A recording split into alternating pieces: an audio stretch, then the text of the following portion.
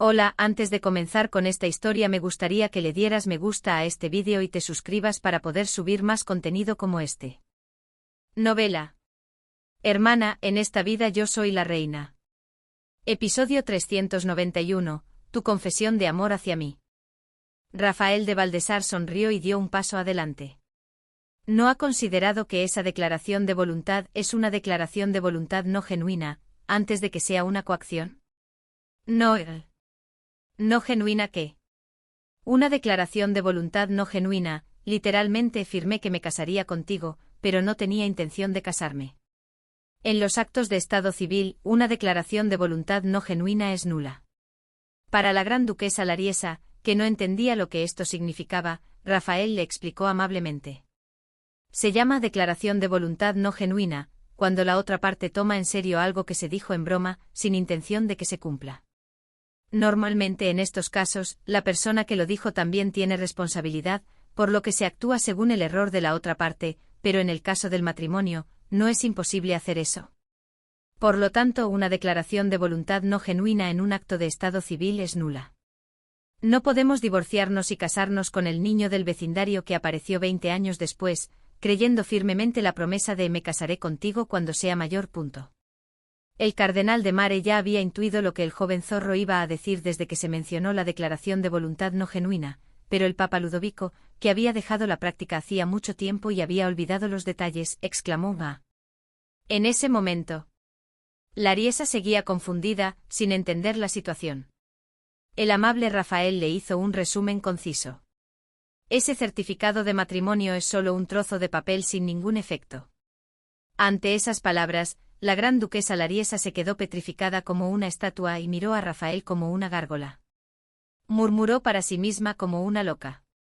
¿No tenía intención de casarse conmigo y mintió? ¿Soy igual que el niño del vecindario? Sin embargo, Rafael no le permitió a la gran duquesa Lariesa el lujo de hablar sola. Le respondió punto por punto. Sí. Para calmarte cuando estabas excitada. Para escapar de alguna manera cruzando la frontera. Rafael, sin rodeos, como si simplemente dijera que el sol saldría mañana y que haría frío en invierno, le reveló la verdad que nadie alrededor de la gran duquesa Lariesa se atrevía a pronunciar. Honestamente, ya lo sabías. El príncipe Alfonso tenía una amante y nunca te vio como una mujer. Que nunca podrían estar juntos como hombre y mujer. No. Esto era el punto débil de Lariesa. Una verdad que, independientemente de la realidad, no podía ser cierta en el mundo de Lariesa. No es cierto. Lariesa se abalanzó sobre Rafael. Rafael se sorprendió un poco esta vez. Aunque Valdesar era famoso por su habilidad con la espada, la Lariesa actual mostraba una fuerza sobrehumana. El dobladillo de la túnica de Rafael fue atrapado por las manos de Lariesa, que se agitaban, y dos guardias de la Unión del Mar del Norte se abalanzaron para separarlos a duras penas, mientras Lariesa intentaba desgarrar a Rafael con una fuerza tremenda. Él me ama, el príncipe Alfonso me ama. Incluso mientras estaba retenida por los guardias, ella derramaba maldiciones y afirmaciones como si hablara en lenguas. Si no me amaba, ¿por qué me envió cartas susurrándome amor? Si no me amaba, porque me confesaba su vida diaria y decía que me extrañaba todos los días, durante la guerra de la Tierra Santa, siempre, todos los días, me decía que me extrañaba. Todos se sorprendieron no poco por este grito.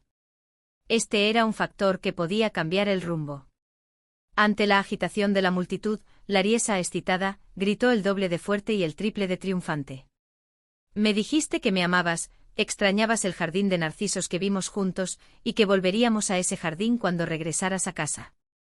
Ella podía recitar de memoria las cartas del príncipe Alfonso. Todos los días supero el miedo del campo de batalla pensando en ti, que guardó cuidadosamente la platería capturada en Yongdar para dármela a mí, que solo esperaba el día en que nos volviéramos a encontrar y nos casáramos. El papa Ludovico miró al príncipe Alfonso con una expresión seria. ¿Es esto cierto, que seguiste enviando cartas de amor a la gran duquesa Lariesa incluso después de tu escape de Gálico? Si esto fuera cierto, no sería un problema de declaración de voluntad no genuina, sino un matrimonio legalmente establecido, o como afirmaba el gran duque Odón, más cercano a un fraude por promesa de matrimonio. Alfonso también estaba sorprendido. Con los ojos muy abiertos, miró a una persona y respondió seriamente. Nunca hice tal cosa. Pero esa persona no era la gran duquesa Lariesa, ni el papa Ludovico, sino Ariadne. El papa Ludovico le preguntó de nuevo a Alfonso, que no lo miraba. ¿Es verdad? Solo entonces el príncipe Alfonso giró su cuerpo y se inclinó ante el papa Ludovico. ¿Cómo me atrevería a mentirle a su santidad? La voz del príncipe Alfonso fue ahogada por el estridente grito de Lariesa.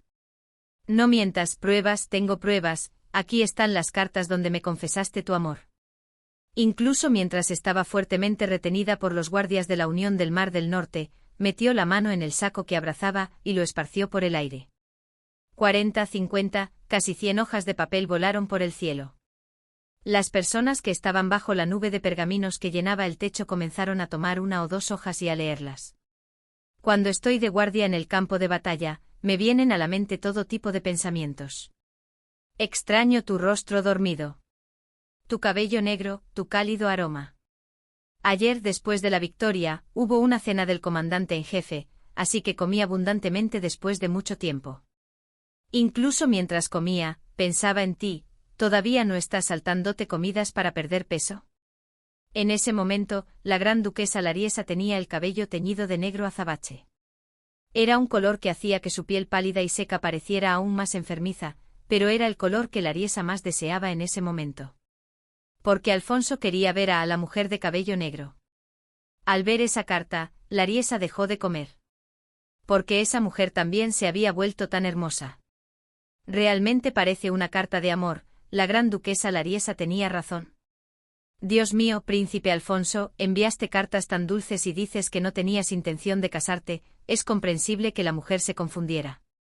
Debe haber sido intencional.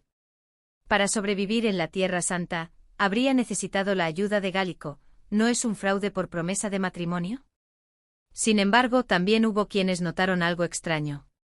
Es una carta en etrusco. ¿Escribe cartas a la princesa de Gálico en etrusco, dejando de lado el ratán? Exacto. Si no iba a usar el ratán, el príncipe Alfonso, cuya madre es una princesa de Gálico, debería ser fluido en gálico, ¿no porque la carta está escrita en etrusco? La parte posterior de la carta trataba sobre cosas interesantes que sucedían en la fortaleza de San Carlo y otras noticias. La señorita Bedelía escribía cartas regularmente al señor Manfredi, mitad con el propósito de transmitirle historias vívidas como si estuviera en el lugar para su prometido en el campo de batalla, y mitad con el propósito de llenar su aburrida vida diaria y organizarla por escrito. El problema era que otros oyentes también disfrutaban de las vívidas historias de la señorita Bedelía. Las cosas divertidas de San Carlo contenían muchas historias sobre la señorita Ariadne de Mare, y en cada una de esas partes había subrayados en tinta roja y notas en gálico densamente escritas. La señorita Ariadne apareció en el baile con un nuevo tejido bordado, y todos estaban desesperados por averiguar de dónde venía la tela. La hermana Cornelia sabía de dónde venía la tela, pero... El resto de la historia.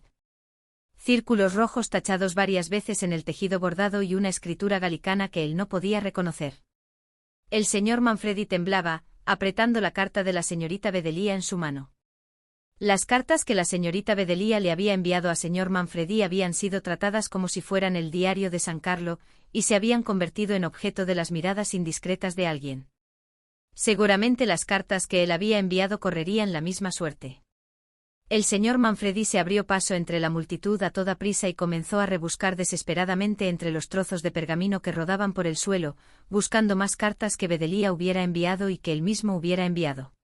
Y hubo alguien que descubrió una prueba mucho más decisiva que el señor Manfredi sobre el hecho de que la gran duquesa Lariesa había robado todas las cartas del príncipe, no, de los etruscos que habían marchado hacia la Tierra Santa.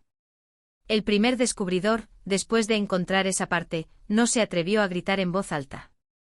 Pensar en las repercusiones de ser la primera persona en alzar la voz lo abrumaba. Sin embargo, no era algo que pudiera guardar para sí mismo. Tocó a la persona de al lado y le mostró esa parte de la carta.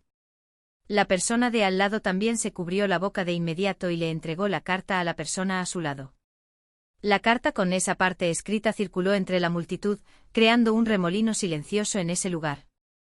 Entre los que no habían visto esa parte, aquellos que tenían alguna conexión con el gran duque Odón o que sentían compasión por la gran duquesa Lariesa, culparon al príncipe Alfonso. Príncipe Alfonso, ¿usted engañó activamente a la pobre gran duquesa Lariesa en el reino de Gálico para salvarse a sí mismo? Y después de esto, ¿todavía tiene la desfachatez de decir que no quiere casarse? Si eres un hombre debes asumir tu responsabilidad. A medida que esas voces se hacían más fuertes, una persona dentro del remolino, que no podía soportarlo más, gritó en voz alta. Todos, miren esto. Extendió el pergamino que tenía en la mano. Miren la parte roja. El cuerpo de la carta que el hombre extendió estaba escrito con tinta azul. La parte roja era una pequeña adición y destacaba claramente. Caro amore mio Lari. A mi querida Lari. La agitación se extendió entre la gente que vio la carta. Aquellos que no podían leer la letra con sus propios ojos debido a la distancia, se asomaban y miraban hacia adelante, o preguntaban a las personas cercanas. ¿Qué pasa? ¿Qué dice esa carta? La persona que había levantado la carta por primera vez explicó en voz alta. Esta no es una carta que el príncipe Alfonso le envió a la gran duquesa Lariesa. Y alguien malicioso verbalizó lo que esa persona, por compasión, no se atrevió a decir en voz alta. Esa loca robó la carta que el príncipe Alfonso le envió a su novia y le añadió su nombre. De repente el aire de la habitación se enfrió. Lo que todos habían pensado que no podía ser, se reveló como un hecho innegable. No. El grito desgarrador de la gran duquesa Lariesa llenó la habitación. No, no es cierto, el príncipe Alfonso me ama. Lariesa gritó con la misma, o incluso más, ferocidad que antes, pero ahora la voz de la gran duquesa no tenía la fuerza de antes. La fuerza de la voz humana no se define por su volumen absoluto, sino por la atención de los demás. Ahora, la voz de la gran duquesa Lariesa había perdido su fuerza. Sacaré una conclusión. La agradable y resonante voz del Papa Ludovico resonó. La multitud reunida miró al Papa al unísono. El contrato matrimonial de la gran duquesa Lariesa con el príncipe Alfonso se declara nulo por ser una declaración de voluntad no genuina. Ah. Lariesa volvió a enloquecer, pero esta vez los guardias de la Confederación del Mar del Norte la sometieron de inmediato. Con el cuello estrangulado por el brazo de un hombre por detrás, le faltaba el aire y dejó de gritar, ahogándose. Entonces, una voz fría y húmeda exigió atención. Era Felipe IV. ¿No tienen objeciones a que me lleve a mi pariente de vuelta a Gálico? Observó este espectáculo con paciencia hasta el final.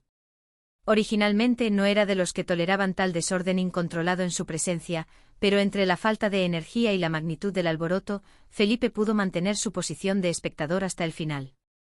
El espectáculo había terminado, era hora de trabajar. Sin embargo, hoy Felipe no pudo ocupar el papel principal hasta el final. Querido joven rey.